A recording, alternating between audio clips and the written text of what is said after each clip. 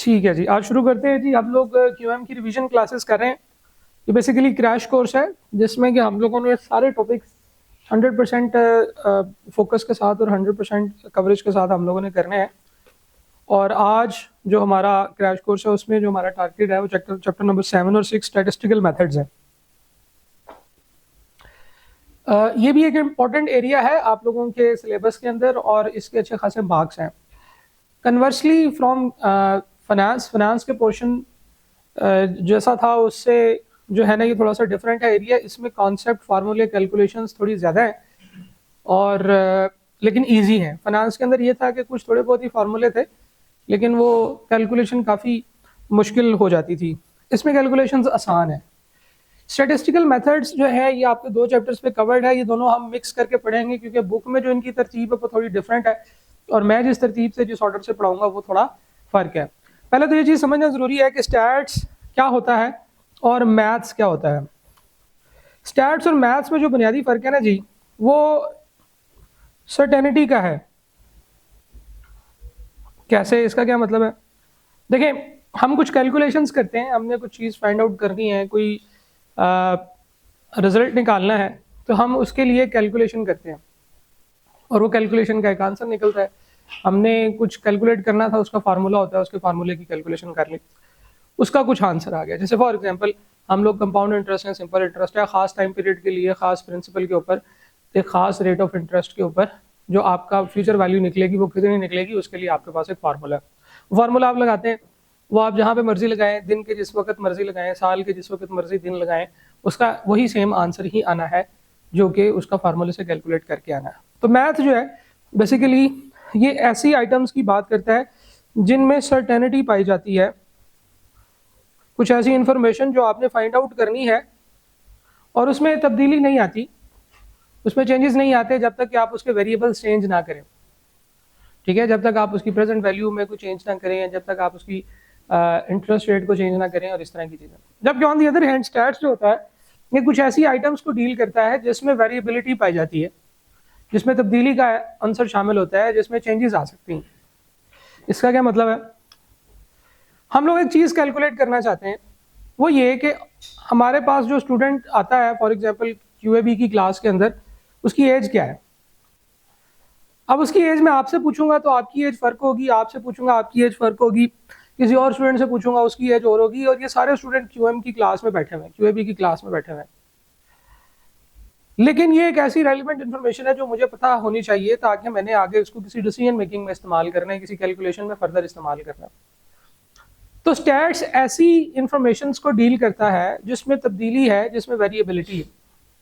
For example मैं कहता हूँ आज टेम्परेचर कितना है, तो टेम्परेचर फिक्स नहीं है। हम बाहर जाके टेम्परेचर चेक करेंगे तो टेम्परेचर कभी सर्दियों में बहुत कम होगा, गर्मियों में ज़्यादा होगा। लेकिन अगर हमें ये चाहिए कि हमारे यहाँ पाकिस्तान में, लाहौर में, इस इलाके में जिधर हम क्लासेस ले रहे हैं, यहाँ पे टेम्परेचर कितना होता है, तो हमें शायद एक फिक्स आंसर नहीं होगा। There are some uncertainties, uncertainties है जो कि हमें डील करनी पड़ेंगी, जिसके बाद हमारे पास एक फाइनल आंसर निकलेगा। तो स्टैट्स बेसिकली ऐसी तमाम आइटम्स को डील करता है जिसमें कुछ चेंजेस आती हैं, तब्दीली आती है, और ये हमें बताता है कि उस केस में फिर हमने कैलकुलेशंस कैसे करनी। जैसे फॉर एग्जांपल अगर हम टेम्परेचर की बात करें तो हम शायद किसी एक दिन का टेम्परेचर लेने की बजाय हम पूरे साल के टेम्परेचर्स लेंगे और उन सारे टेम्परेचर्स को जमा करके उसकी औसत निकाल लेंगे, जैसे हम एवरेज कहते हैं। तो हमें पता चल जाएगा कि ऑन एवरेज कितना टेम्परेचर होता है। फिर हम ये नहीं कहेंगे कि हमारे यहाँ इतना टेम्परेचर होता है, ज़्यादा करेक्ट स्टेटमेंट ये होगी कि हमारे यहाँ ऑन एवरेज इतना टेम्परेचर चलता है, फॉर एग्जांपल 30 डिग्री सेंटीग्रेड।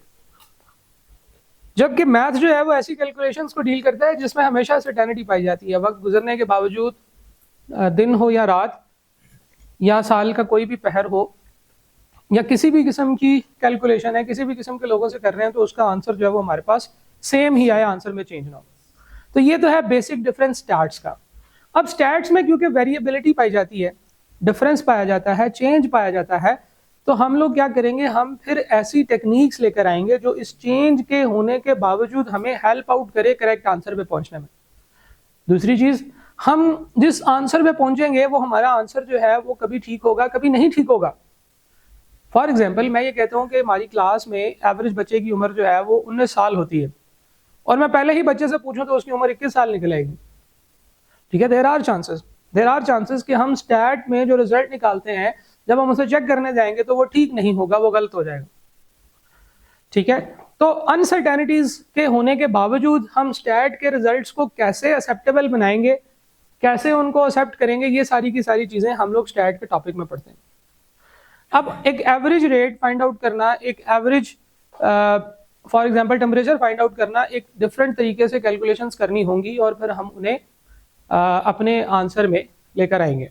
ठीक है, इसे हम स्टैट कहते हैं। तो बेसिकली जो हमारा डाटा है इसकी बड़ी वैल्यू होगी। जब हम डाटा को इस्तेमाल करेंगे तभी हम स्टैटिस्टिकल इन्फ्रेंसेस या स्टैटिस्टिकल आंसर्स निकाल सकेंगे। डाटा क्या होता है? डाटा वो रीडिंग्स होती हैं जो हम लोग निकाल लेते हैं अपने डाटा सेट के अंदर से। देखिए, इसके ऊपर ना एक इंपॉर्टेंट चीज है जिसको मैं स्टैट साइकिल कहता होता हूँ। स्टैट साइकिल एक चीज होती है जिससे कि आपको काफी सारे स्टैट के बेसिक कॉन्सेप्ट समझ आते हैं। फॉर एग्जाम्पल मैं ये कैलकुलेट करना चाहता हूँ कि ऑन एवरेज क्यूएम की या क्यूएबी की जो क्लास है इसमें कितने लोग हैं और उनकी बच्चों की जो जेंडर रेशियो है वो कितनी, या उनकी एवरेज एज कितनी। उसका तरीका ये हो सकता है कि सबसे पहले मैं देखूं कि ये कितने लोग हैं जिनके बारे में मैं बात कर रहा हूं। जो हम टोटल सेट की हम बात कर रहे होते हैं, कितने लोगों से रिजल्ट हमने निकालना है, उसको हम पॉपुलेशन कहते हैं। क्या कहते हैं जी? पॉपुलेशन।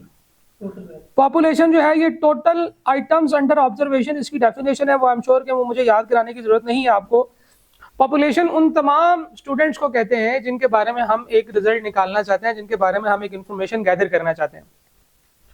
पॉपुलेशन से कुछ चीजें निकलती है। कैपिटल एन हमारा पॉपुलेशन साइज होता है।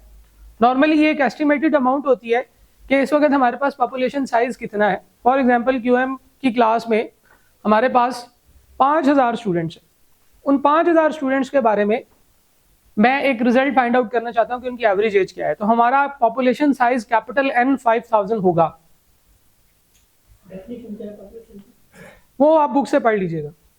पॉपुलेशन समझ आ गई है? ऑल आइटम्स अंडर ऑब्जर्वेशन, इनको हम पॉपुलेशन कहते हैं। ठीक है, यानी कि जिन सारी चीजों के बारे में हम लोग एवरेज निकालना चाहते हैं, जिन सारी चीजों के बारे में हम कुछ रिजल्ट्स निकालना चाहते हैं। या एक और एग्जांपल लेकर हम चल रहे हैं कि हम देखना चाहते हैं कि हमारे यहाँ कितना एवरेज टेम्परेचर है, हमारे यहाँ कितना एवरेज टेम्परेचर है।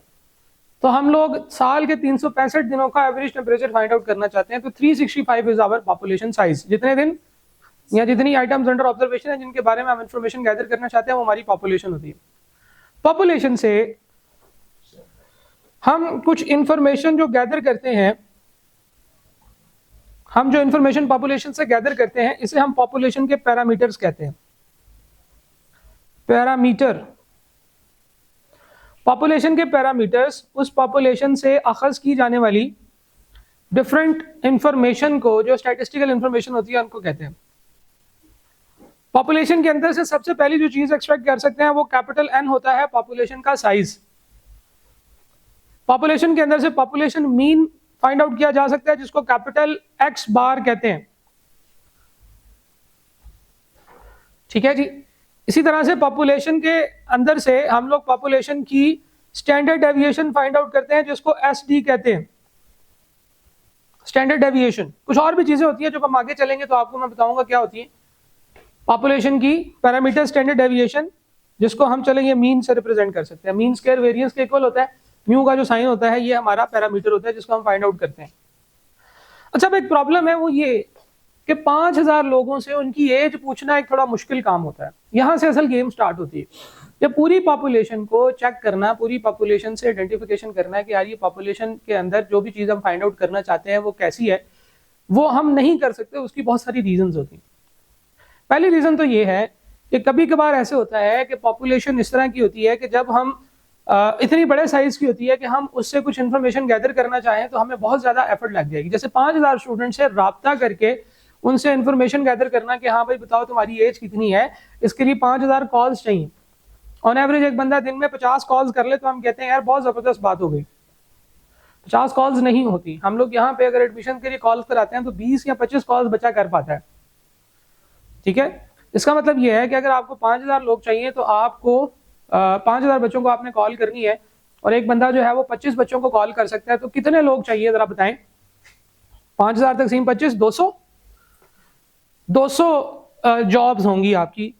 अब अगर हम कहते हैं कि यार हम 5 लोग रख लेते हैं, तो इसका मतलब है कि 5 लोग रोजाना 40 दिन तक कॉल्स करेंगे, तो फिर हम लोग जो है वो 5000 बच्चों तक रब्ता कर सकेंगे। और इसके ऊपर आपको पता है कि फिर कितनी कॉस्ट भी लगेगी। तो पॉपुलेशन के अंदर से इंफॉर्मेशन गैदर करने का सबसे बड़ा प्रॉब्लम ये है कि उसके ऊपर काफी कॉस्ट लग जाती है। तो एक एलिमेंट है कॉस्ट का एलिमेंट। कभी कभार ऐसे होता है कि आप पॉपुलेशन को जब चेक करने लगते हैं, पॉपुलेशन से कुछ इन्फ्रेंस निकालना शुरू करते हैं, तो पॉपुलेशन यूटिलाइज हो जाती है, पॉपुलेशन का आइटम जो है वो यूटिलाइज हो जाता है। जैसे हम ये आइडेंटिफाई करना चाहते हैं कि ये गोलियां ठीक है या नहीं, बंदूक की गोलियां चलेंगी या नहीं, क्योंकि बहुत इंपॉर्टेंट इन्फॉर्मेशन है, तो हम लोग सैंपल पे चेक करते हैं। तो सैंपल पे जो चेक की वो तो चल गई, लेकिन जब मैदान जंग में जाके गोली चलाई तो नहीं चली, तो फिर अगली गोली किसकी चलेगी, अगले वाले की, तो वो आपको फारग कर देगा। तो इसलिए 100% रिजल्ट हासिल करना बहुत जरूरी है। तो 100% रिजल्ट कैसे हासिल करें, सारी गोलियां चला के देखें, तो फिर मैदान जंग में क्या जाके चलाएंगे, ये भी तो प्रॉब्लम है ना। तो इसी तरह से वो ये था कि वो किसी वालदा ने अपने बेटे को भेजा कि जाओ जाके माचिस लेके आओ, हाँ लेकिन चेक कर लेना कि वो ठीक हो, ये ना हो कि गीली हो, सर्दियां आजकल। तो उसने कहा जी माचिस की डब्बी लाके उसने रख दी किचन में। माँ ने कहा हाँ भाई ले आए, उसने कहा जी ले आया हूँ। उसने कहा ठीक लाए हो, उसने कहा जी हाँ जी बिल्कुल सही है, मैंने सारी चला के चेक कर ली तीलियां। तो जब आप सारी तीलियां चला के चेक करेंगे तो वो खत्म हो जाएगा। अमरूद अगर आपने चेक करने हैं कि वो सारे मीठे हैं, तो उसका तो एक ही हाल है 100% श्योरिटी कि आप सारे खा के चेक करें, सारे एक एक जो है ना वो उसमें से बाइट ले लें आप। तो एक एक बाइट आप ले लेंगे तो फिर आप गेस्ट को नहीं दे सकेंगे। तो प्रॉब्लम एक और भी है कि पॉपुलेशन को चेक करने के चक्कर में सारी पॉपुलेशन यूटिलाइज हो जाती, ठीक है जी। तो some time testing consumes the item. पहली चीज है कि कॉस्ट बहुत ज्यादा हो सकती है। नंबर 2, आइटम को कंज्यूम जो है ना वो कर लेता है। तीसरी एक और पॉपुलेशन के अंदर बड़ी इंपॉर्टेंट चीज पाई जाती है, जिसको जरा गौर से समझिएगा, वो ये है कि पॉपुलेशन के अंदर जो आइटम्स होती हैं वो नॉर्मली 99% जो आइटम्स होती है ना जी, 99% आइटम्स वो एज पर एवरेज ही होती हैं, और 1% आइटम्स ऐसी होती हैं जो डिफरेंट होती हैं आम तौर पे। इसकी एग्जांपल कैसे है? इसकी एग्जांपल ऐसे है कि आप क्लास में बच्चों की एवरेज एज पूछेंगे। फॉर एग्जांपल आप सारे बच्चों की जो जितने भी क्लास में बैठे होंगे उनकी एवरेज पूछी जाए, तो कोई कहेगा जी मेरी जो है वो 19 साल है, कोई 21 साल है, कोई 20 साल है, कोई 22 साल है। तो हम आइडेंटिफाई कर सकते हैं कि 18 से लेकर 20-22 साल की रेंज में मैक्सिमम लोग फॉल करते हैं। ये 99% जो लोग होते हैं ना वो जैसा एवरेज है वैसे ही होते हैं, ठीक है जी। यानी कि इसके लिए जो टेक्निकली वर्ड इस्तेमाल किया जाता है वो होता है जी true representatives of the population. True representatives,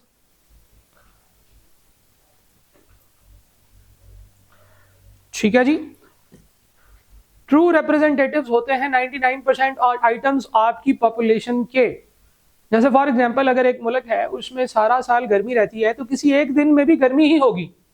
there are very few chances के किसी एक दिन में बहुत ज्यादा सर्दी हो, ठीक है। या फर्ज करेंगे हम अपने मुल्क में, क्योंकि वेरिएबिलिटी बहुत ज्यादा है इसके अंदर, गर्मियों में बहुत ज्यादा टेम्परेचर होता है, सर्दियों में बहुत कम टेम्परेचर होता है, तो हम कहते हैं कि गर्मियों का टेम्परेचर और सर्दियों का टेम्परेचर अलग अलग कैलकुलेट कर लेते हैं। हम कहते हैं गर्मियों का टेम्परेचर जो है वो हमारा कैलकुलेट होगा मार्च, अप्रैल, मई, जून, जुलाई, अगस्त, ये 6 महीने। ये चले मार्च को रहने दें, मई, जून, जुलाई, अगस्त, सितंबर, ठीक है जी। तो इन 6 महीनों का अलग एवरेज निकाल लें और बाकी 6 महीनों की अलग एवरेज निकाल लें, क्योंकि सर्दियों में टेम्परेचर ऑन एवरेज कम होता है, गर्मियों में टेम्परेचर ऑन एवरेज ज्यादा होता है। तो हम लोग जो है वो जो भी इंफॉर्मेशन गैदर करना चाहते हैं, हमारा पॉपुलेशन जो है इसमें 99% आइटम्स ट्रू रिप्रेजेंटेटिव्स होती हैं। कुछ 1% आइटम्स ऐसी होती हैं जो कि अनोमलीज होती हैं, इनको आउटलायर्स कहते हैं, अनोमलीज कहते हैं। एक बच्चा क्लास में बैठा हुआ है 50 साल का या 30 साल का या 25 साल का, ठीक है, नॉर्मली ऐसे लोग होते हैं जिनकी एज ब्रैकेट उस तरह से नहीं होती, वो अगली क्लासों में मूव करके होते हैं। यहाँ से भी हो सकता है कि जिन बच्चों ने थोड़ा लेट स्टार्ट किया है वो उनकी एज ज्यादा हो, लेकिन ऐसे लोग थोड़े होते हैं। तो इन तीनों चीजों को सामने रखते हुए हम एक काम करते हैं, हम एक सियानत काम करते हैं, हम पॉपुलेशन में से निकालते हैं जनाब एक सैंपल।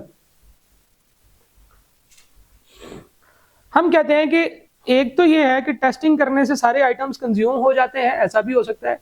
सारे आइटम्स की 100% टेस्टिंग करने से कॉस्ट बहुत ज्यादा लग जाएगी। और एक बड़ी इंटरेस्टिंग बात है वो ये कि 99% ऑफ द आइटम्स जो होते हैं ये नॉर्मली अपनी पॉपुलेशन का रिप्रेजेंटेटिव्स होते हैं। आप अपनी पॉपुलेशन का रिप्रेजेंटेटिव है, आपकी एज जो है वो आपकी पॉपुलेशन का रिप्रेजेंटेटिव है।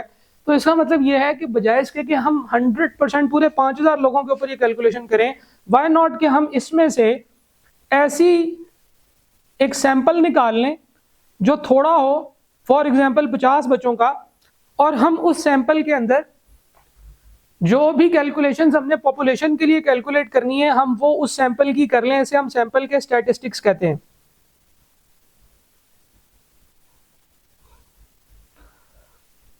सैंपल के स्टैटिस्टिक्स हो सकते हैं, सैंपल साइज स्मॉल एन से रिप्रेजेंट होता है, सैंपल का मीन स्मॉल एक्स बार से रिप्रेजेंट होता है, और उसकी जो स्टैंडर्ड डेविएशन है वो एस डी से रिप्रेजेंट की जाती है।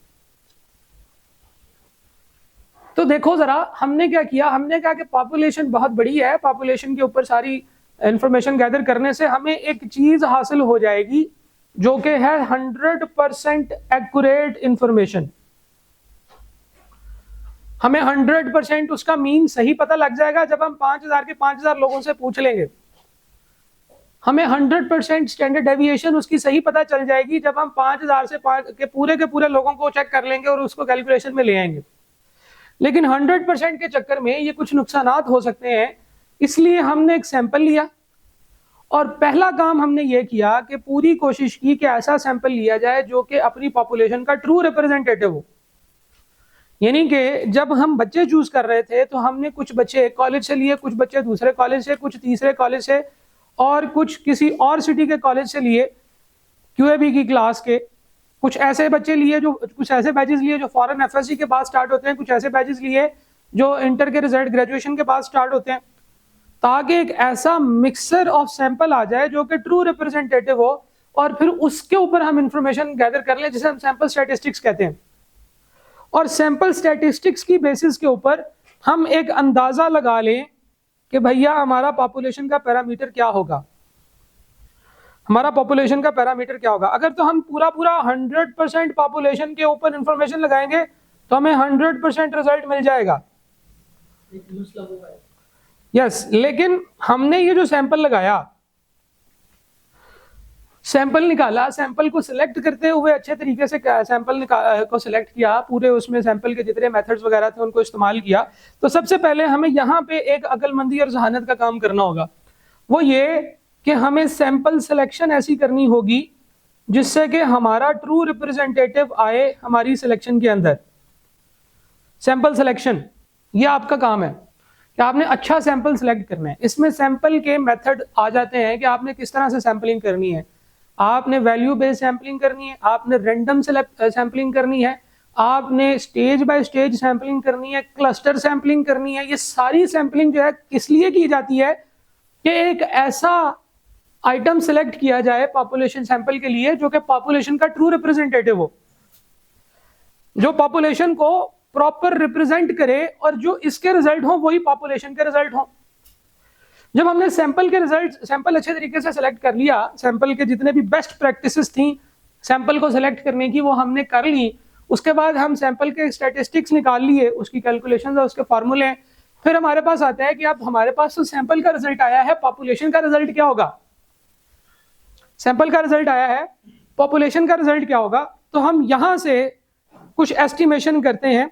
अगर हम ये कहें कि जो सैंपल का रिजल्ट है वही पॉपुलेशन का रिजल्ट है, तो ये भी काफी हद तक ठीक बात होती है। इसको हम पॉइंट एस्टिमेशन कहते हैं। पॉइंट एस्टिमेशन कि हमने कहा कि जो आंसर, जो पॉइंट्स में आंसर स्टैटिस्टिक्स का आया है एग्जैक्टली वही आंसर हमारे पैरामीटर का है। ठीक है, दूसरा तरीका ये हो सकता है कि हम सैंपल के आंसर को पॉपुलेशन के पैरामीटर के करीब ले जाएं, लेकिन एक छोटी सी रेंज बना लें, एक छोटी सी रेंज बना लें, उसे हम रेंज एस्टिमेशन कहते हैं, रेंज एस्टिमेशन कहते हैं। जब हम पॉइंट एस्टिमेशन करते हैं वो तो सीधा सीधा है, उसमें आंसर गलत होने के चांसेस भी हैं। जितना अच्छा आपने पॉपुलेशन सिलेक्ट की होगी, आपके आंसर गलत होने के चांसेस उतने कम हो जाएंगे।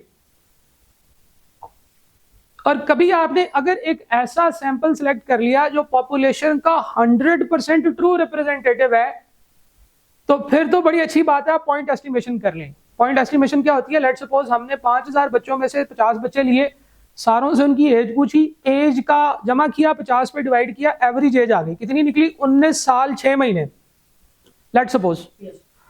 तो मेरे स्टैटिस्टिक्स का रिजल्ट कितना है? ऑन एवरेज 19 साल 6 महीने।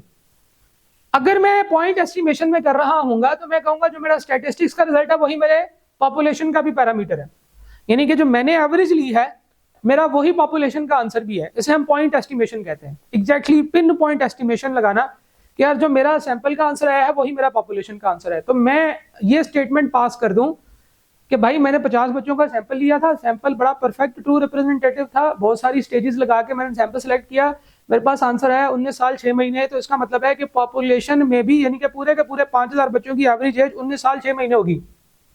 इसे हम पॉइंट एस्टिमेशन कहते हैं।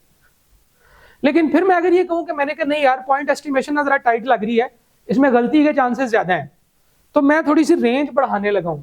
मैं कहता हूं कि मेरा आंसर आया है 19 साल 6 महीने, लेकिन मुझे लगता है कि पॉपुलेशन का जो आंसर है ये 19 साल 4 महीने से लेकर 19 साल 8 महीने के दरमियान में होंगे बच्चे हमारे। तो मैंने एक रेंज दे दी, उसे हम रेंज एस्टिमेशन कहते हैं। अब जरा सोचें कि मेरा आंसर ज्यादा करेक्ट पॉइंट एस्टिमेशन में होगा या रेंज एस्टिमेशन में होगा? रेंज एस्टिमेशन में होगा। अच्छा, अगर मैं रेंज खुली करता जाऊं, रेंज और बड़ी कर दूं, मैं कहूं नहीं जी 19 साल 6 महीने आया ना आंसर, 19 से 20 साल के दरमियान में, 6 महीने नीचे 6 महीने ऊपर। रेंज जो होती है वो सैंपल के आंसर से जितना नीचे जाना होता है उतना ही ऊपर भी जाना होता है, ठीक है। तो अगर मैं कहूं कि यार 6 महीने नीचे चला जाओ, 6 महीने ऊपर चला जाओ, मेरी रेंज और खुली हो गई है। अब ये और इजी हो गया है, मेरा आंसर मुझे लग रहा है कि ज्यादा एक्यूरेट हो गया है। एक्यूरेशन उसमें क्या है कि मेरा जो पॉपुलेशन का एक्चुअल आंसर है वो लाजमी तौर पे 19 से 20 साल के दरमियान में होगा, ठीक है। लेकिन अब देखो कि जब जैसे जैसे मैं रेंज खुली करता जा रहा हूं मेरे आंसर की एक्यूरेसी कम होती जा रही है, ठीक है। सर्टेनिटी एंड एक्यूरेसी ये दो चीजें होती हैं जो रेंज एस्टिमेशन में आती हैं। तो जनाब इसको मैं कहता हूं ये स्टैट साइकिल है। हमने जाना था पॉपुलेशन से, पॉपुलेशन का पैरामीटर फाइंड आउट करना था, सीधा आते बड़े सारे नुकसान थे। हमने पॉपुलेशन से सैंपल लिया, सैंपल के रिजल्ट्स निकाले और उन रिजल्ट से पैरामीटर को एस्टिमेट कर लिया। अब ये जो एस्टिमेशन है ये नॉर्मली इसके अंदर जो करेक्शन होती है ना, यानी कि इसके ठीक होने के चांसेस वो 95% तक होते हैं रेंज एस्टिमेशन के। तो हमें एक चीज चाहिए थी 100% एक्यूरेट, हमने सिर्फ 10वां हिस्सा काम किया और हम 95% एक्यूरेसी पे चले गए। तो स्टैट्स कहते हैं कि ये चीज एक्सेप्टेबल है, कर लेना चाहिए ऐसे, क्योंकि हम अदरवाइज कॉस्ट बड़ी लगा रहे हैं, कॉस्ट बचाएं। तो हम लोगों ने क्या किया, बजाय इसके कि हम पॉपुलेशन से पैरामीटर सीधा सीधा कैलकुलेट करें, उसके कुछ बहुत सारे प्रॉब्लम्स थे, हमने पॉपुलेशन से सैंपल निकाला, सैंपल के रिजल्ट निकाले और पैरामीटर कर दिया। अच्छा, कभी कभार ऐसा हो सकता है कि पॉपुलेशन में जो आइटम्स है वो 100 सैंपल के अंदर आइटम चाहिए 100% ट्रू रिप्रेजेंटेटिव हो। वो कैसे? भाई एक बड़ा पतीला चाय का बनाया, हम ये देखना चाहते हैं कि इसमें चीनी कैसी है। हम लोग थोड़ी सी चाय के कप में लेंगे और चेक कर लेंगे और हमें 100% श्योर हो जाएगा कि पूरे पतीले में उसी तरह की चाय है। अगर उसमें हमें एक सिप के अंदर चाय चीनी का टेस्ट ज्यादा लगेगा तो इसका मतलब है कि पूरी चाय में चीनी ज्यादा है। हम ये नहीं कहेंगे कि यार थोड़ा सा उस तरफ से भी डाल के चेक करें, सही है, नीचे से भी डाल के चेक करें, ऐसा नहीं करेंगे। इसी तरह से इसकी बड़ी परफेक्ट एग्जांपल है ब्लड टेस्ट।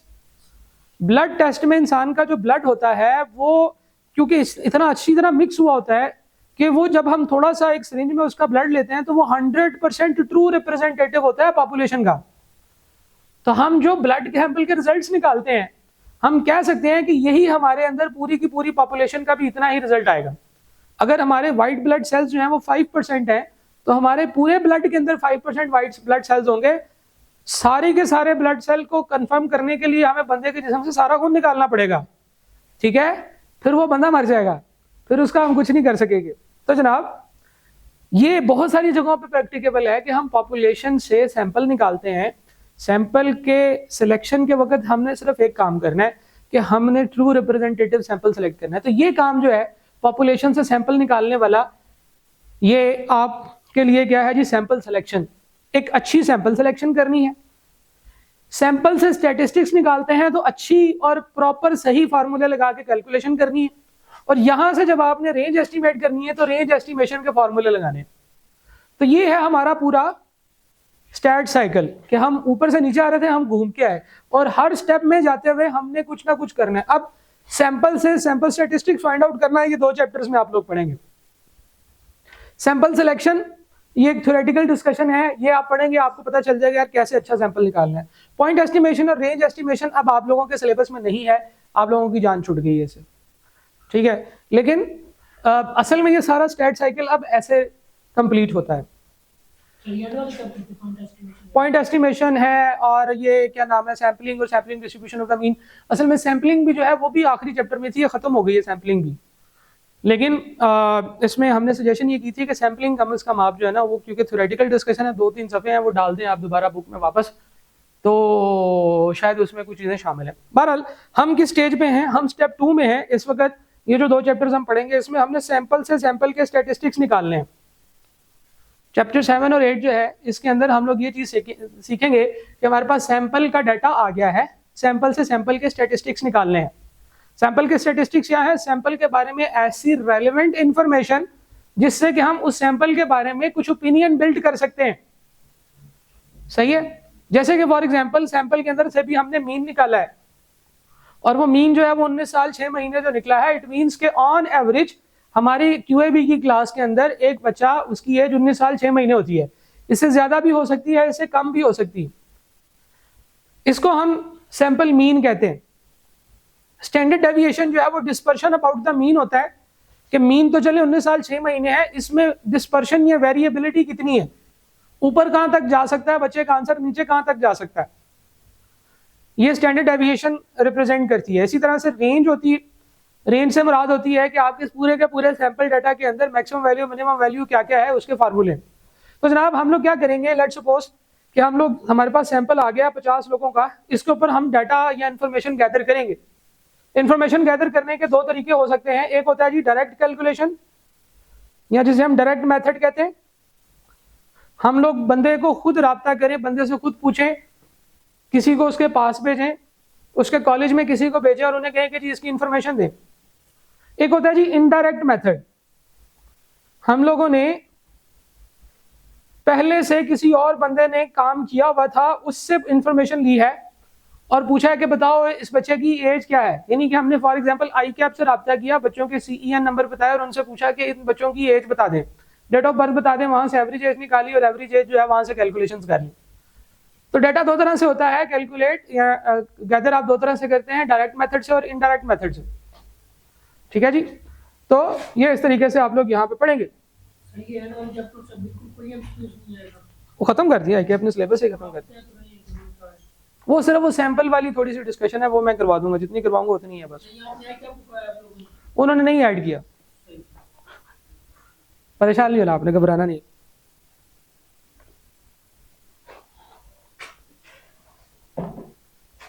अच्छा जी, डाटा के अंदर से जो चीजें या जो इन्फॉर्मेशन हम लोग कैलकुलेट कर सकते हैं उसकी ये 3 मेन कैटेगरीज है। डाटा के अंदर से हम उसकी सेंट्रल टेंडेंसीज को फाइंड आउट करते हैं, जिससे मुराद है कि डाटा का सेंटर किस जगह पे फॉल करता है। क्योंकि नॉर्मली जो डाटा का सेंटर होता है वही डाटा का रिप्रेजेंटेटिव होता है। जैसा कि अभी हमने फाइंड आउट किया कि बच्चों की एवरेज एज फाइंड आउट करेंगे, कोई 21 साल का होगा, कोई 22 साल का होगा, कोई 18 साल का होगा, कोई 19 साल का होगा, तो ऑन एवरेज हमें आंसर निकला है 19 साल। 19 साल जो है वो सेंट्रल वैल्यू है जिसके ऊपर मोस्टली चीजें फॉल करती हैं, जिसके ऊपर मोस्टली स्टूडेंट्स फॉल करते हैं। तो इसको हम सेंट्रल टेंडेंसी कहते हैं। सेंट्रल टेंडेंसी से मुराद है एक single value that attempts to describe a set of data identifying the central point with the set with in the set of data. एक सेंट्रल पॉइंट आइडेंटिफाई करता है। डिस्पर्शन दूसरी मैयर है, मैयर ऑफ डिस्पर्शन यानी कि कैलकुलेशन ऑफ डिस्पर्शन। इससे मुराद वो items होती हैं जो डाटा के अंदर फैलाव को कैलकुलेट करती है कि डाटा फैला कितना हुआ है। ठीक है, सेंट्रल वैल्यू तो सेंटर में है, लेकिन उसके इर्द गिर्द डिस्टेंस कितना है, मैक्सिमम वैल्यू मिनिमम वैल्यू का डिस्टेंस कितना है, इसे हम मैयर ऑफ डिस्पर्शन कहते हैं। It measures how spread out A data A set of data is in statistics. Dispersion also called variability, scatter और स्प्रेड। ठीक है जी, इसको वेरिएबिलिटी भी कहते हैं, स्कैटर भी कहते हैं, स्प्रेड भी कहते हैं। जो इन्फॉर्मेशन हम उसमें से गैदर करते हैं, जो कैलकुलेशन हम लोग करते हैं डाटा के बारे में, जो जो इन्फॉर्मेशन हम गैदर कर सकते हैं, जो कैलकुलेशन हम कर सकते हैं, उसकी तीन चीजें हैं। Measure of central tendency, measure of dispersion, measure of skewness. Skewness जो होता है वो ये होता है कि dispersion around the central value. Central value के इर्द गिर्द कितनी डिस्पर्शन है।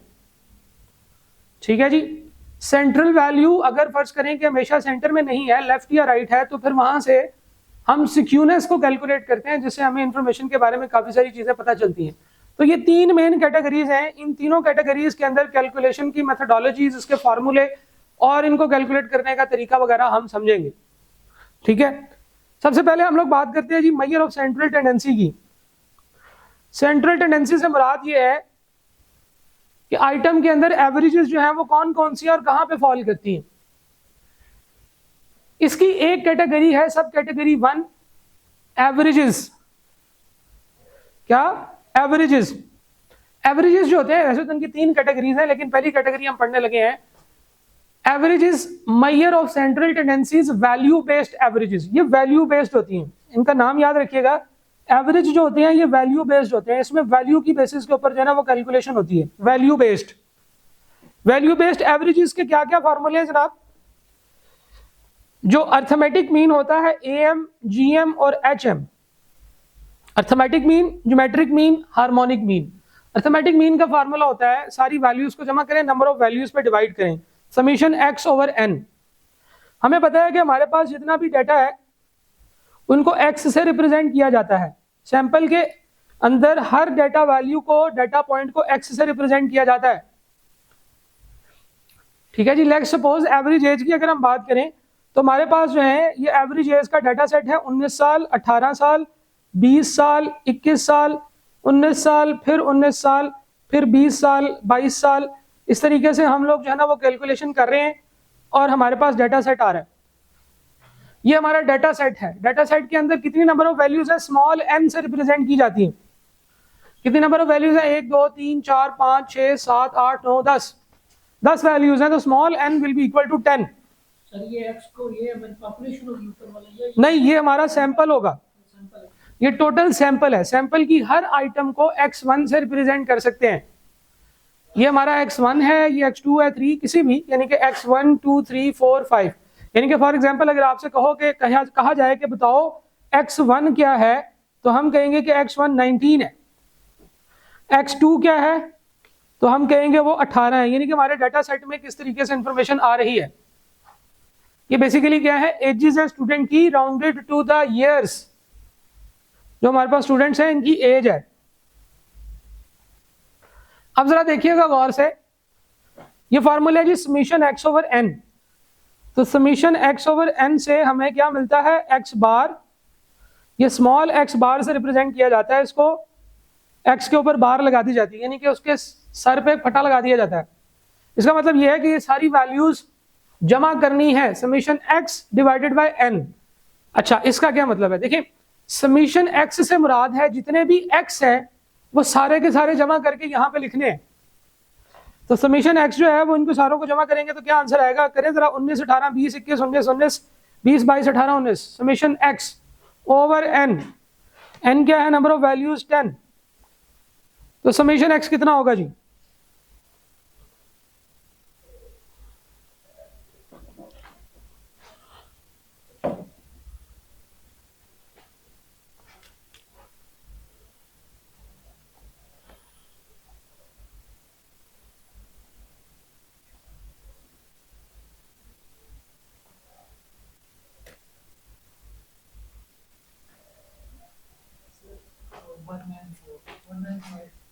195, इसका मतलब ये है कि 19.5 इज योर एवरेज। ये हमारी क्या है जी, अर्थमेटिक एवरेज। अर्थमेटिक एवरेज में सारी आइटम्स को जमा करके नंबर ऑफ आइटम्स में डिवाइड कर दिया जाता है। समीशन एक्स का ये मतलब है, देखें समीशन के साथ जो कुछ भी लिखा होता है वो सब जमा करना होता है और वहां पे वो आइटम को लिख देना होता है, तो समीशन एक्स है ये अर्थमेटिक एवरेज। एक और फार्मूला है जी ज्योमेट्रिक मीन का, जीएम। जीएम ये कहता है कि सारी वैल्यूज को जमा करें और इसका नंबर ऑफ वैल्यूज रूट ले लिया जाए, सारी आइटम्स को मल्टीप्लाई करें सॉरी, और इसका स्क्वायर रूट ले लिया जाए। इसका रूट कौन सा लिया जाए, नंबर ऑफ आइटम्स वाला, nth रूट ले लिया जाए। तो अगर हम लोग ज्योमेट्रिक मीन को फाइंड आउट करना चाहते हैं, नॉर्मली देखिएगा x के साथ a लिख देते हैं छोटा सा, तो ये अर्थमेटिक मीन बन जाता है, ठीक है जी। x के साथ अगर हम g लिख देंगे तो ये हमारा ज्योमेट्रिक मीन बन जाएगा। कैलकुलेट कैसे करना है, सारी आइटम्स को आपस में मल्टीप्लाई करें, 19 multiply by 18 multiply by 20 multiply by 21 multiply by 19 again, फिर 20, फिर 22, फिर 18, फिर 19, और इसका 10th रूट ले लेना है, नंबर ऑफ वैल्यूज जितना रूट, 10th रूट, यानी ये इन सारे को मल्टीप्लाई करना है रेज टू पावर 1/10।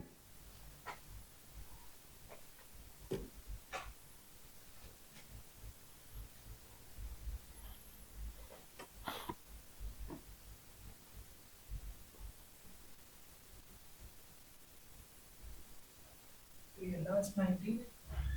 हाँ,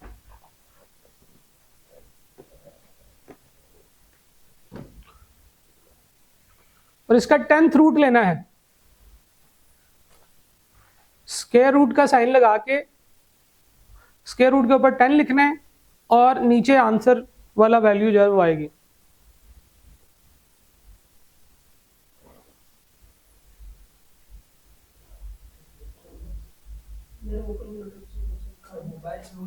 हाँ, मोबाइल से भी हो जाएगा। कैलकुलेटर आप लोगों के पास कौन सा है, कैलकुलेटर नहीं लाए? समझ आ गई बात इसकी दूसरा करते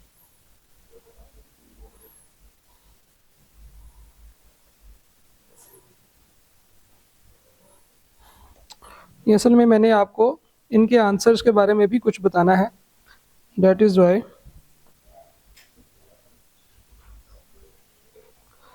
देखिएगा जी, 19, 18, 20, 21, फिर 2 दफ़ा 19, फिर एक दफ़ा 20, 22, 18 और 19,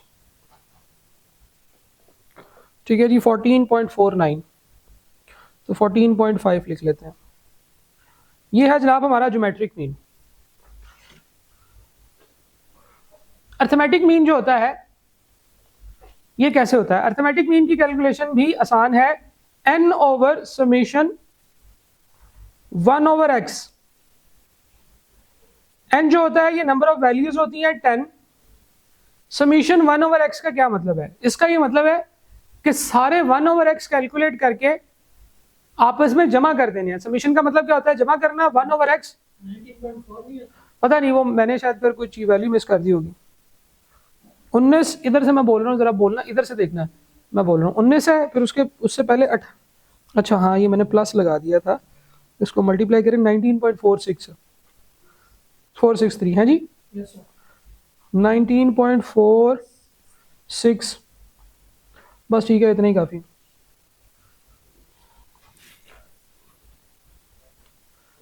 ठीक है जी। तो n ओवर समेशन 1/x का मतलब ये है कि हम सारी वैल्यूज का रिवर्स जमा करेंगे नीचे, यानी कि इसका क्या मतलब होगा कि 1/19 plus 1/18 plus 1/20 plus 1/21 plus 1/19 plus 1/19 plus 1/20 plus 1/22 plus 1/18 plus 1/19, वही तो इन सारों को डिवाइड करना है 10 से।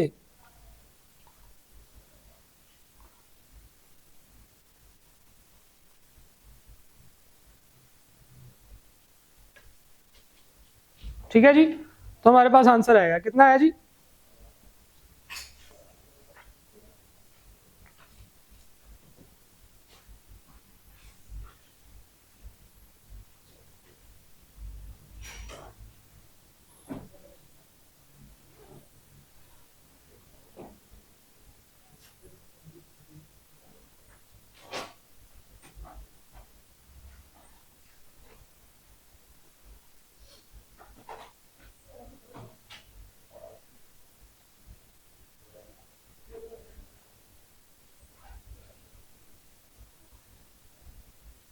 आप मोबाइल से ही कर रहे हो?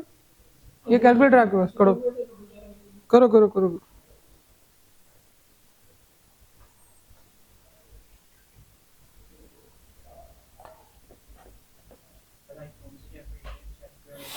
सेवन एट इकट्ठा ही स्टार्ट कर दिया ना, इकट्ठा ही खत्म करेंगे, पूरा वीक हमारा यही चलेगा। 7 8 2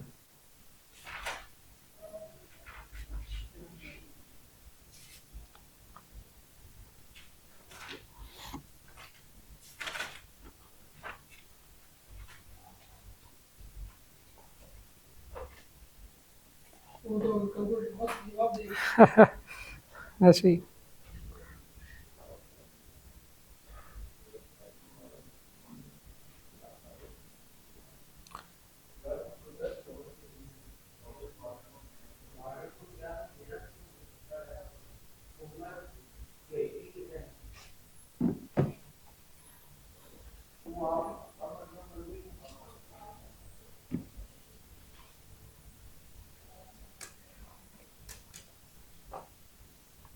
एक्सेल पे कर लें फिर, ताकि हम एक दफ़ा आंसर पे आ जाएं, क्योंकि इन सारे आंसर्स का आपस में मैंने कंपैरिजन भी निकालना है। हमारी वैल्यूज़ क्या क्या हैं भैया?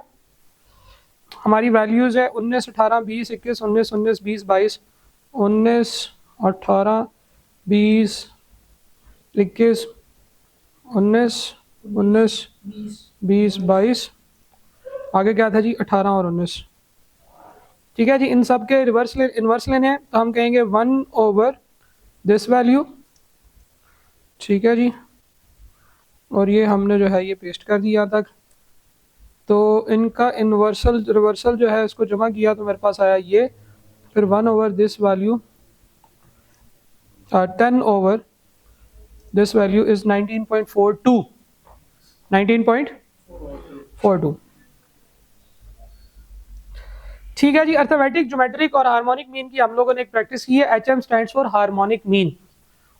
दो चीज़ों को जमा ज़हन में रखिएगा कि अगर कभी आपके पास कोई वैल्यू ऐसी हो जो कि ज़ीरो है, कोई ऑब्जर्वेशन आपकी ज़ीरो है या नेगेटिव है, तो ज्योमेट्रिक मीन जो है वो काम नहीं करेगा। किसी भी वैल्यू को इनमें से कोई एक रिजल्ट जो है वो ज़ीरो है, जैसे फॉर एग्जांपल इस 19 की जगह पे ऑब्जर्वेशन आपकी ज़ीरो आ गई है, तो ज्योमेट्रिक मीन का आंसर ज़ीरो आ जाएगा। नेगेटिव है तो भी स्क्वायर रूट के अंदर अगर नेगेटिव आंसर आ जाए, इन सारी वैल्यूज को आपस में मल्टीप्लाई करें, आंसर नेगेटिव आ जाए, तो भी वो काम नहीं करता। हाँ, अगर दो नेगेटिव वैल्यूज हो तो दोनों आपस में मल्टीप्लाई होकर पॉजिटिव हो जाती है, तो फिर उस केस में तो काम चल जाएगा। लेकिन अगर स्क्वायर रूट के अंदर माइनस का साइन आ गया तो वो आपको पता है वो रियल नंबर नहीं रहता, वो इमेजिनरी नंबर हो जाता है। इसी तरह से एक और चीज याद रखिएगा कि जो एवरेजेस कैलकुलेट करनी होती है, फॉर एग्जाम्पल आपको एक रेट ऑफ इंटरेस्ट दिया गया है और आपको कहा जाता है कि ये 2-3 रेट्स हैं, इनकी एवरेज फाइंड आउट करें, या किसी और तरीके से जैसे लोगों की स्पीड होती है गाड़ियों की, उस केस में इट इज सजेस्टेड, ये आइडियल है कि आप ज्योमेट्रिक मीन फाइंड आउट करें।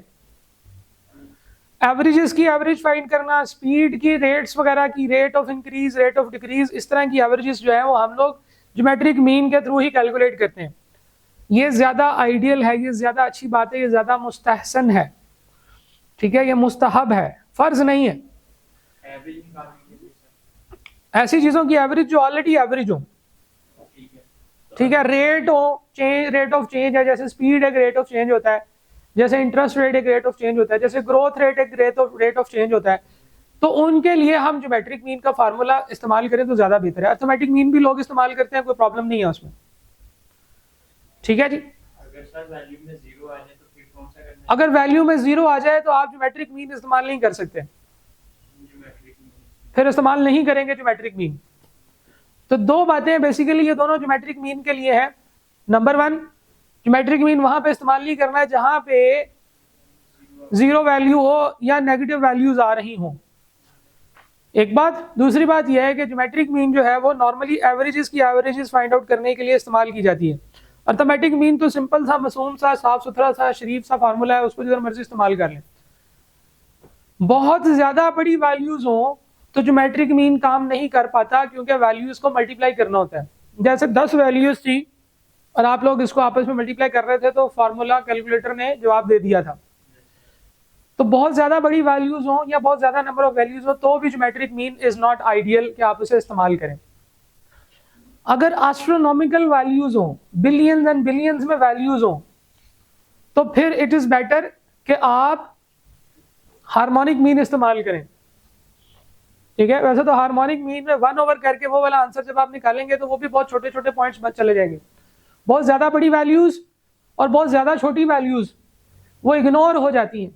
बहुत ज्यादा छोटी वैल्यूज हो ना आपके पास 0.0007, 0.0008, 0.009, उसके लिए हार्मोनिक मीन इस्तेमाल करना चाहिए, वो ज्यादा बेहतर है। ठीक है, बहुत ज्यादा छोटी वैल्यूज के लिए हार्मोनिक मीन इस्तेमाल करें, बहुत ज्यादा बड़ी वैल्यूज के लिए ज्योमेट्रिक मीन इस्तेमाल ना करें, हार्मोनिक मीन इस्तेमाल कर लें या अर्थमेटिक मीन इस्तेमाल कर लें।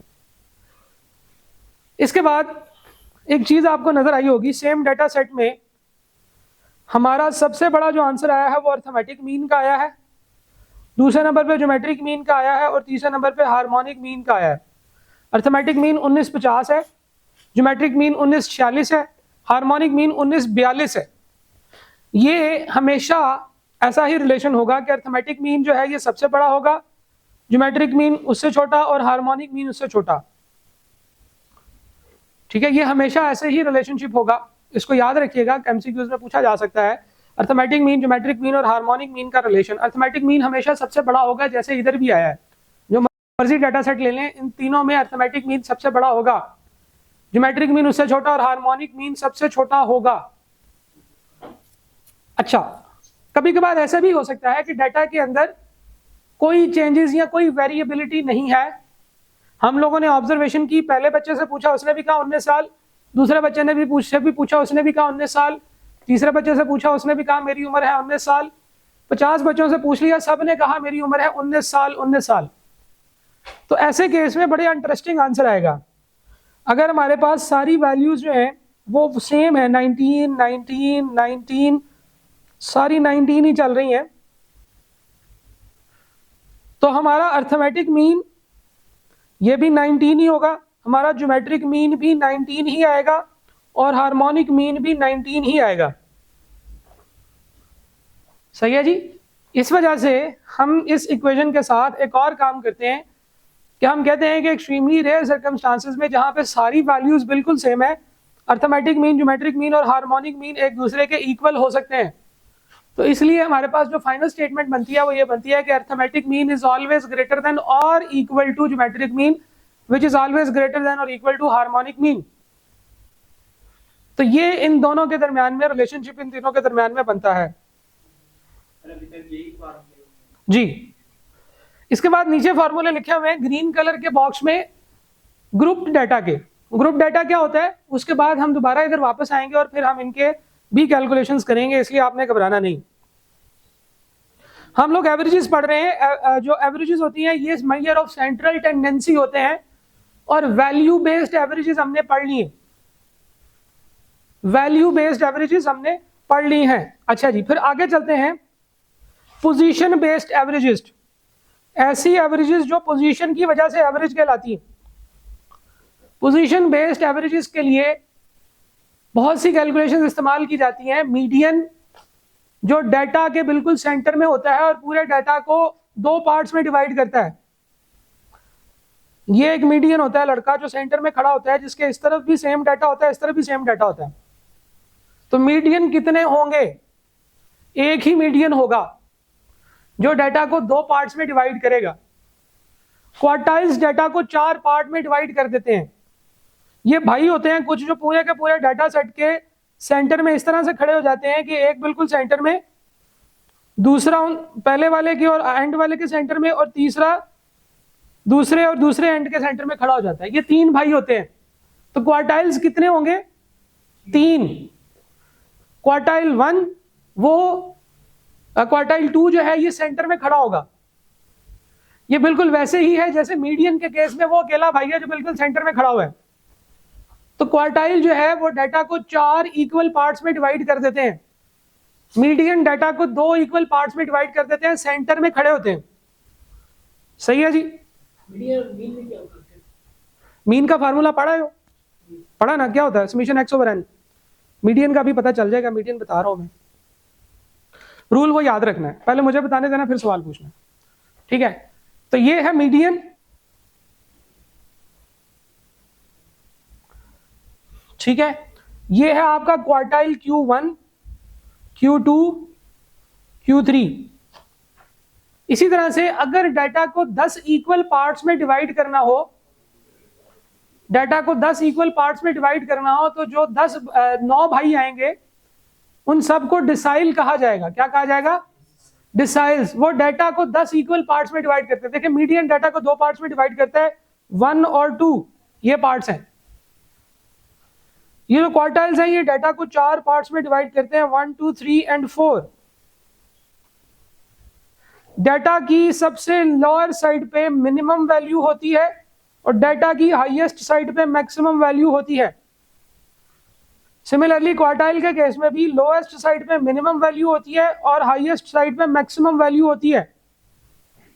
मिनिमम वैल्यू को कभी कभार प्यार से Q0 कहा जाता है और मैक्सिमम वैल्यू को कभी कभार प्यार से Q5 भी कह देते हैं, हालांकि ये अच्छी बात नहीं है। Q4 सॉरी, Q4 कह देते हैं, हालांकि ये अच्छी बात नहीं है, ये तो मैक्सिमम वैल्यू है। तो मैक्सिमम और मिनिमम वैल्यूज के दरमियान में जो डाटा है उसको 4 बराबर पार्ट्स में डिवाइड कर दिया जाए उनकी पोजीशन की बेसिस के ऊपर। तो जो 3 भाई इसको डिवाइड करते हैं वो क्वार्टाइल्स कहलाते हैं। देखिए मीडियन था, डाटा 2 पार्ट्स में डिवाइड होता था, लेकिन मीडियन कितने थे? 1। जब डाटा 4 पार्ट्स में डिवाइड होता था तो क्वार्टाइल कितने होते थे? 3। यानी कि हमेशा जितने पार्ट्स में डिवाइड करना उससे 1 कम होता है नंबर ऑफ मीडियंस, क्वार्टाइल्स या डिसाइड्स। इसको फाइंड आउट करने का तरीका बहुत ही इजी है। सबसे पहले डाटा को सॉर्ट करें असेंडिंग ऑर्डर में। असेंडिंग ऑर्डर से क्या मुराद है? सबसे नीचे या सबसे पहले सबसे छोटी वैल्यू, उसके बाद उससे बड़ी, उसके बाद उससे बड़ी, और सबसे बड़ी वैल्यू सबसे एंड पे लिखे जाके। इसको कहते हैं डाटा को सॉर्ट करना। डाटा को सॉर्ट करना। जब डाटा सॉर्ट हो जाएगा, सॉर्ट SORT, सॉर्ट का मतलब होता है तरतीब लगाना। जैसे आप लोग अपनी बैग में किताबें रखते हैं, सबसे मोटी किताब सबसे पीछे और सबसे पतली किताब सबसे आगे रखते हैं, इसको सॉर्टिंग करना कहते हैं। सॉर्टिंग करने के दौरान आपने जिस ऑर्डर का ध्यान रखना है वो है असेंडिंग ऑर्डर। सबसे पहले सबसे छोटी वैल्यू लिखनी है। वो जो ऊपर हमने डाटा सेट अज्यूम किया है उसी को हम सॉर्ट करेंगे। अब सबसे पहले आएगा सबसे छोटा, 18 है जी सबसे छोटा। तो जब आप 18 को लिखने लगेंगे तो आपने यहां से इसको काट देना है। तो हमारा सबसे पहला जो आंसर आएगा वो आएगा जी 18। फिर उसके बाद कोई और भी है जी, और भी है, ये एक और 18 है, 2 18 हो गए, फिर एक 19, फिर एक 19, फिर 19। काटते जाएंगे तो मिस नहीं होगा कुछ भी। फिर उसके बाद 20, फिर उसके बाद ये वाला 20, उसके बाद ये 21, फिर ये 22। तो जनाबे वाला ये आपका डाटा सॉर्ट हो गया। 18 और 4 19 है, फिर 20 2 20 है, फिर एक 21 है और एक 22 है। तो सबसे पहले हमने डाटा सॉर्ट कर लिया। तो स्टेप 1 हमेशा यही होगा कि आप डाटा को सॉर्ट किया करेंगे।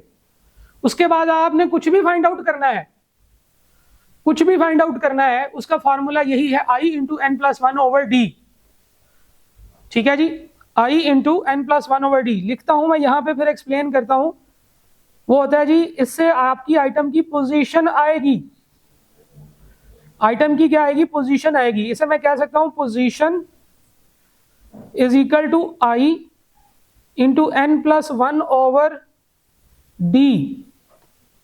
डी कहते हैं टोटे को, कि कितने टोटे हो रहे हैं, कितने टोटे हो रहे हैं। मीडियन अगर फाइंड आउट करना हो तो डाटा के कितने टोटे होते हैं? 2। अभी ये मैंने लिखा है मीडियन में डाटा के 2 टोटे होते हैं। अगर क्वार्टाइल फाइंड आउट करना हो तो डाटा के कितने हिस्से होते हैं? 4। डिसाइल फाइंड आउट करना हो तो डाटा के कितने हिस्से होते हैं? 10। और परसेंटाइल फाइंड आउट करना हो तो डाटा के कितने टोटे होते हैं? 100 पार्ट्स होते हैं। तो डी जो है वो तो आपको पता चल गया कि क्या लिखना है। मीडियन के केस में 2 लिखना है, डिसाइल के केस में 10 लिखना है, क्वार्टाइल के केस में 4 लिखना है, परसेंटाइल के केस में 100 लिखना है नीचे। आगे फॉर्मूला के अंदर है n+1। n हमने पढ़ा था क्या होता है? Number of values, number of values in your data set.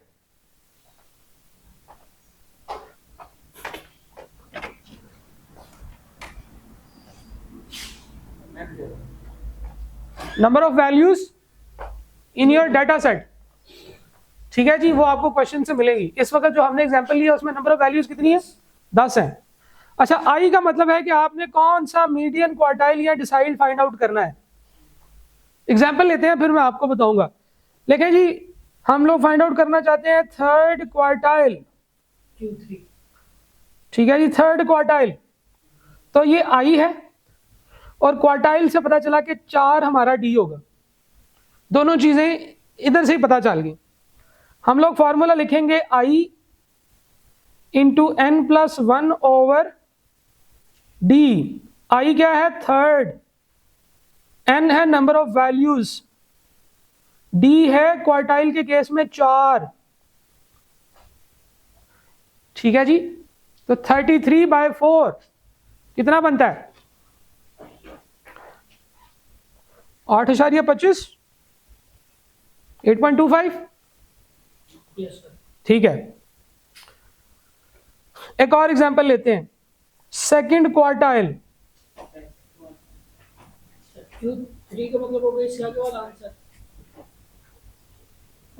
Second quartile, second quartile में 2 इंटू 10+1 ओवर 4, 22/4, 5.50। अभी स्टेप 2 कर रहे हैं हम, स्टेप 3 भी है नीचे। स्टेप 3 अभी करना है, वो मैं बताऊंगा क्या होता है। एक और एग्जांपल लेते हैं जी, मीडियन।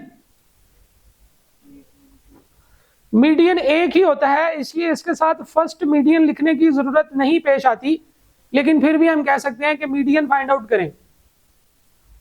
मीडियन, फर्स्ट मीडियन का मतलब है 1 इंटू 10+1 ओवर, मीडियन के केस में 2 आएगा आंसर। तो ये कितना बनता है? 5.5। सेवंथ डिसाइल फाइंड आउट करना है जी आपने।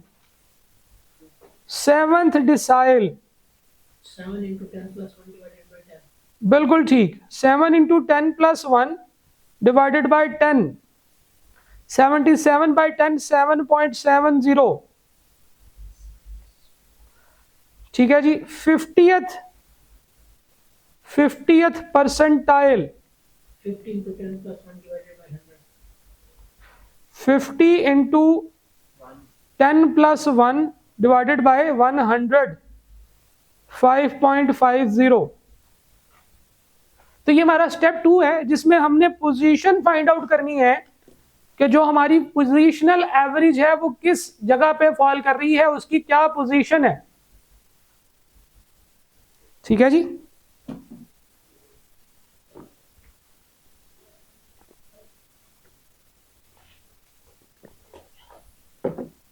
क्या समझे? yes sir आगे चले। अच्छा, अब जरा देखना, स्टेप 2 हो गया। स्टेप 1 क्या था? डाटा को सॉर्ट करना है। स्टेप 2 क्या था? ये फार्मूला लगा के आंसर की पोजीशन फाइंड आउट करनी है। ये हमारा आंसर नहीं है, ये हमारे आंसर की पोजीशन है कि आंसर इस जगह पे फॉल कर रहा है। अब इसकी ये पोजीशन आ गई हमारे पास। मैंने फार्मूले में क्या कहा था? पोजीशन इज इक्वल टू तो ये उस क्वार्टाइल की या डिसाइल की या परसेंटाइल की पोजीशन आ गई है। इससे अब हमने इसकी एवरेज निकालनी है, अब पोजीशन निकालनी है कि वो आइटम क्या है। देखिए 8.25 का ये मतलब है आठवीं आइटम और 9 माइनस आठवीं आइटम का 25% 0.25। ये देखना जरा गौर से, मैं कहता हूं 8th value plus 0.25 of 9th minus 8th value, यानी कि 8 पूरी और 8वें और 9वें के दरमियान में 0.25। अब ये 5 पूरी हैं, 5वें और 6ठे के दरमियान में 0.50। तो ये क्या होगा जी, fifth value plus 0.50 of 6th minus 5th। अकेला 6 नहीं ले सकते। जी बिल्कुल नहीं ले सकते, जो मैंने बताया फार्मूला वही कर रहे हैं ना, क्या ख्याल है। 5.50 का मतलब है fifth value plus 0.50 of 6th minus 5th value. 7.70 क्या होगा, 7th value plus 7 of 8th minus 7th value, यानी कि उससे अगली वैल्यू माइनस उससे पिछली वैल्यू, ये आएगा 5.50। फिर वही आ गया जी fifth value plus 0.50 of 6th value minus 5th value. क्यों भाई, क्या ख्याल है, यस सर। है ना। अब इसकी कैलकुलेशन कर लें। आठवीं वैल्यू डाटा सेट में क्या है, आठवीं वैल्यू डाटा सेट में क्या है, ठीक है ये वाली है 20, तो वो हम यहां पे लिखेंगे 20। 0.25 ऑफ 9th वैल्यू क्या है 21 माइनस 20, तो 21 माइनस 20 1 ही आएगा, 1 का 25 0.25 ही आएगा, आंसर आएगा 20.25।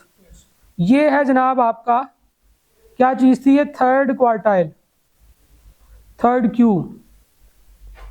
हमने थर्ड क्वार्टाइल फाइंड आउट करना था, हमने फार्मूला लगाया quartile over 4 is equal to i into n plus 1 over d, 3 into 10 plus 1 over 4। 8.25 आया, 8th वैल्यू ली, 9th और 10th वैल्यू के डिफरेंस का 0.25 लिया और हमारे पास थर्ड क्वार्टाइल आ गया। इसका आंसर किधर लिखेंगे, किधर, थर्ड क्वार्टाइल कहीं पे भी नहीं, आंसर निकालना था लिख दिया। वो ऊपर वाली जो आपने डायग्राम बनाई है वो आंसर आपका यहाँ पे आ रहा होगा Q3 पे। तो इसका क्या मतलब है, क्या इससे आगे वाली वैल्यू ये होगी।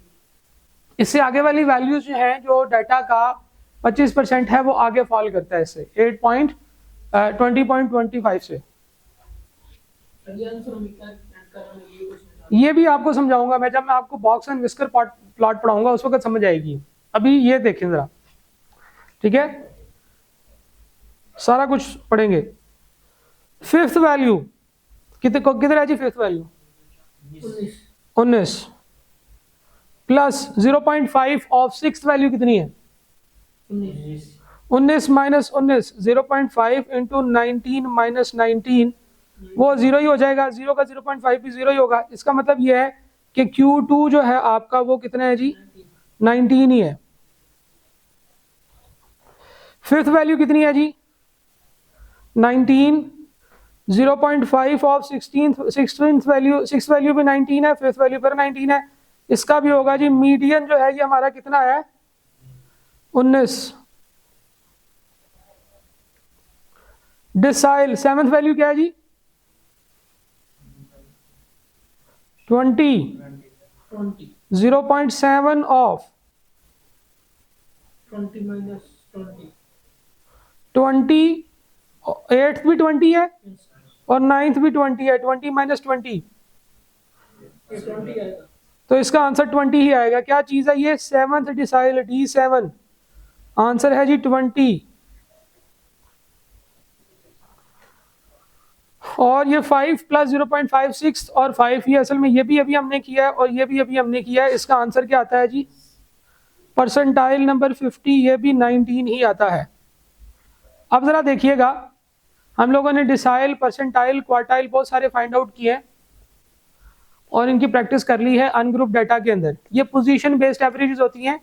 पोजीशन बेस्ड एवरेजेस कैलकुलेट करते हुए हमेशा पहले डाटा को सॉर्ट करना होता है। ये याद रखिएगा कि हम लोग हमेशा डाटा को सॉर्ट करते हैं position based averages find out करने के लिए। अब जरा इसमें एक और चीज देखिएगा, मीडियन के लिए दो फार्मूले बताए जाते हैं कि अगर नंबर ऑफ वैल्यूज जो है वो इवन हो तो फिर ये फार्मूला लगाएं, अगर नंबर ऑफ वैल्यूज ओड हो तो ये फार्मूला लगाएं। उसकी जरूरत नहीं है, आप यही एक फार्मूला लगाएं, ये इवन हो या ओड, ये ऑटोमेटिकली आपको एडजस्ट करके आंसर आएगा। इवन हो या ऑड वैल्यूज ये ऑटोमेटिकली इसी तरीके से एडजस्ट होके ही आंसर आता है। आपको इवन या ऑड वैल्यूज के लिए अलग अलग फार्मूला लगाने की जरूरत नहीं है। क्वार्टाइल, डिसाइल, परसेंटाइल्स और मीडियन वगैरह के हवाले से एक और चीज जरा गौर से देखिएगा, कुछ आइटम्स एक दूसरे के बिल्कुल इक्वल होती हैं। फॉर एग्जाम्पल अभी आपने देखा होगा कि हमने मीडियन कैलकुलेट किया, ये सेकंड क्वार्टाइल के इक्वल होता है। यही चीज फिफ्थ डिसाइल के भी इक्वल होती है और यही चीज 50th परसेंटाइल के भी इक्वल होती है। ठीक है जी। इसी तरह से जो थर्ड क्वार्टाइल है वो 25th परसेंटाइल के इक्वल होता है। ये जो मीडियन होता है ये बेसिकली डाटा को दो पार्ट्स में डिवाइड कर देता है। इसका मतलब ये है, फॉर एग्जांपल अगर हमारा मीडियन कितना है जी 19 आया है, तो अगर हम यहाँ पे गौर से देखें तो मीडियन अगर हमारा 19 है, इसका मतलब ये है आई कैन से दैट कि मेरा जितना भी डाटा है उसका 50% डाटा 19 से नीचे है और 50% डाटा 19 से ऊपर है। ठीक है, 50% डाटा 19 से कम छोटा है और 50% डाटा 19 से बड़ा है। ठीक है जी। यानी कि एक मीडियन जो है वो डाटा को दो पार्ट्स में डिवाइड करता है जो 50% होते हैं। अगर हम लोग क्वार्टाइल की बात करें तो हर टोटा 25% डाटा को रिप्रेजेंट करता है। इसका यह मतलब है कि डाटा के 4 टुकड़े कर दिए जाते हैं और 25% डाटा जो है हर पार्ट में फॉल करता है। अब गौर से सुनिएगा जरा, अगर मैं आपसे ये पूछूं कि फर्स्ट क्वार्टाइल से नीचे कितनी वैल्यूज फॉल करती हैं तो वो 25% होगा। फर्स्ट क्वार्टाइल से ऊपर कितनी वैल्यू फॉल करती हैं तो ये 25, ये 25 और ये 25, ये तीनों 25 जमा करने होंगे। ठीक है, तो एग्जामिनर आपसे एमसीक्यू से पूछ सकता है कि बताएं थर्ड क्वार्टाइल है, थर्ड क्वार्टाइल से छोटी कितने परसेंट वैल्यूज होंगी डाटा के अंदर। थर्ड क्वार्टाइल से छोटी वैल्यूज उसकी लेफ्ट साइड पे फॉल कर रही होंगी। थर्ड क्वार्टाइल क्या निकला था हमारा, निकाला हमने थर्ड क्वार्टाइल। थर्ड क्वार्टाइल ये सबसे पहले निकाला है 20.25, तो थर्ड क्वार्टाइल है 20.25। तो बेसिकली हमारे डाटा सेट में 75% स्टूडेंट्स ऐसे हैं जिनकी एज 20.25 से कम है। तो हमारे जो पोजीशनल एवरेज होती है वो हमें पोजीशन बताती है कि किस पोजीशन पे क्या नंबर आ रहा है। उससे हमें ये पता चल जाता है कि उससे बड़ी और उससे छोटी वैल्यूज कितनी है। देखिए अर्थमेटिक मीन हमने निकाला, हमें सिर्फ ये पता चला कि हमारे पास एवरेज जो है वो एज कितनी है 19.5 है, ये निकाला था हमने 19.5। ज्योमेट्रिक मीन निकाला, कम हुआ थोड़ा सा, हार्मोनिक मीन और थोड़ा सा कम होता है। तो ये एवरेज की बात करते हैं। लेकिन अगर मैं एक पॉइंट ले लूं और मैं ये कहूं कि उससे नीचे कितनी है तो वो मुझे पोजीशनल एवरेज से पता चलेगा। और पोजीशनल एवरेजेस जितनी तरह की भी होती हैं हमने सारी फाइंड आउट कर ली। अगर मैं आपसे पूछूं कितनी वैल्यूज ऐसी हैं, आपने फर्स्ट क्वार्टाइल निकाला जी, फर्स्ट क्वार्टाइल नहीं निकाला, फर्स्ट क्वार्टाइल नहीं निकाला। फर्स्ट क्वार्टाइल जरा निकाल के मुझे बताएं क्या आता है इस डाटा सेट में से। जरा फर्स्ट क्वार्टाइल आप लोग फाइंड आउट करें, फर्स्ट क्वार्टाइल क्या आएगा।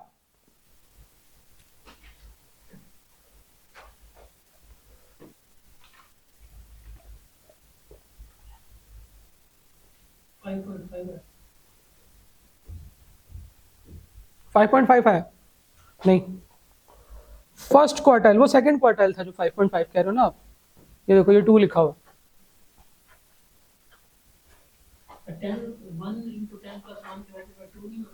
1 into 10 plus 1 divided by 4 होगा। क्वार्टाइल 4 होते हैं, 2 नहीं होते।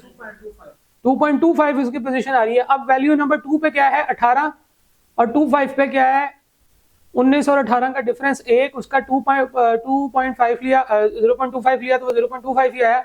इसका मतलब यह है कि फर्स्ट क्वार्टाइल हमारा 18.25 है, फर्स्ट क्वार्टाइल 18.25। हाँ जी भाई, फर्स्ट क्वार्टाइल 18.25। जिसको नहीं समझ आई वो कैलकुलेशन करके देख ले, 5 दफा कैलकुलेशन हमने यहाँ पे की है। तो जरा ये देखिएगा, फर्स्ट क्वार्टाइल है हमारा 18.25 और ये है हमारा क्वार्टाइल 20.25। तो मैं ये कह सकता हूं कि फर्स्ट क्वार्टाइल और थर्ड क्वार्टाइल के दरमियान में 50% डाटा होता है। आई कैन से कि 18.25 से लेकर 20.25 के दरमियान में 50% बच्चे फॉल करते हैं। ठीक है जी, इसे मैं क्या कहता हूं, ये है मेरा फर्स्ट क्वार्टाइल और थर्ड क्वार्टाइल। पोजीशनल एवरेजेस जो होती हैं ये आइटम की पोजीशन बताती हैं। तीसरी एवरेज की तरफ चलते हैं, which is called frequency based averages. Frequency based averages यानी कि most repeated value in data. आपके डाटा में सबसे ज्यादा कौन सी वैल्यू रिपीट हुई है, फ्रीक्वेंसी बेस्ड एवरेजेस मॉड कहलाते हैं, MODE मॉड। अनग्रुप डाटा के अंदर सिंपल हमने देखना है कि कौन सी वैल्यू सबसे ज्यादा दफा आई है, और इधर देखिए जरा 18 और 19 4 दफा आया हुआ है। 19 is the most repeated value, तो मोस्ट रिपीटेड वैल्यू इज 19। इसका मतलब यह है कि हमारा जो मोड है वो 19 होगा।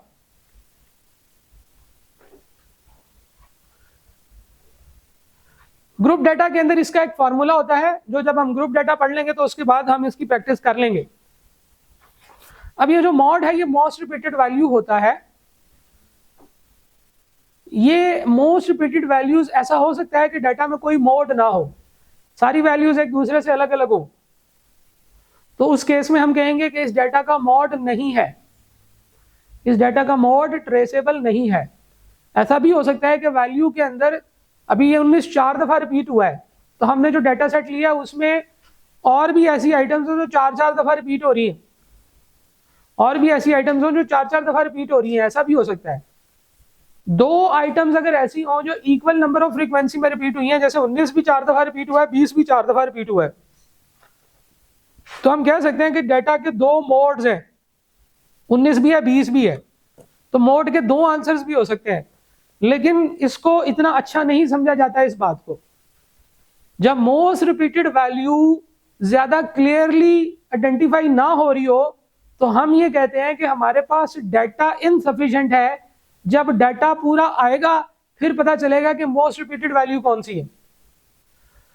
अगर हमें डाटा के अंदर से मोड आइडेंटिफाई ना हो रहा हो तो स्टैटिशियंस क्या करते हैं, वो कहते हैं कि भाई डाटा पूरा नहीं है, मजीद डाटा दें, डाटा इनसफिशिएंट है क्योंकि इससे मोड आइडेंटिफाई नहीं हो रहा। फिर हमने अगर 50 आइटम्स को सिलेक्ट किया होगा तो स्टैटिशियंस कहेंगे 50 ना करें, फिर आप 500 आइटम्स को सिलेक्ट करें, 500 आइटम्स की ऑब्जर्वेशंस लें और फिर मुझे मेरे पास लेकर आए, फिर मैं आपको मोड आइडेंटिफाई करके दूंगा। और 500 आइटम्स के अंदर भी अगर मोड आइडेंटिफाई ना हो, उसकी वेरिएबिलिटी को, उसकी नंबर ऑफ वैल्यूज को और बढ़ाया जाता है जब तक कि मोड आइडेंटिफाई ना होना शुरू हो जाए। तो इसलिए डाटा के अंदर मोड हो सकता है मौजूद हो, एक से ज्यादा दो मोड्स भी हो सकते हैं, और ऐसा भी हो सकता है कि डाटा के अंदर मोड ना हो। ठीक है, डाटा में हम कह सकते हैं कि यार इसमें मोड अवेलेबल ही नहीं है, चल भाई। ठीक है जी, तो वैल्यू बेस्ड ये जो एवरेजेस हैं, एवरेजेस हमेशा आपको सेंट्रल टेंडेंसी बताते हैं कि डाटा का सेंटर किधर फॉल कर रहा है। इसके अंदर हमने पढ़ा है जी 3 टाइप की कैटेगरीज होती हैं। एक होता है जी वैल्यू बेस्ड, एक होता है जी पोजीशन बेस्ड, और एक होता है जी फ्रीक्वेंसी बेस्ड। जो वैल्यू बेस्ड होती हैं उसमें arithmetic mean, geometric mean, harmonic mean आता है। जो पोजीशनल एवरेजेस होती हैं उसके अंदर आपका मीडियन आता है,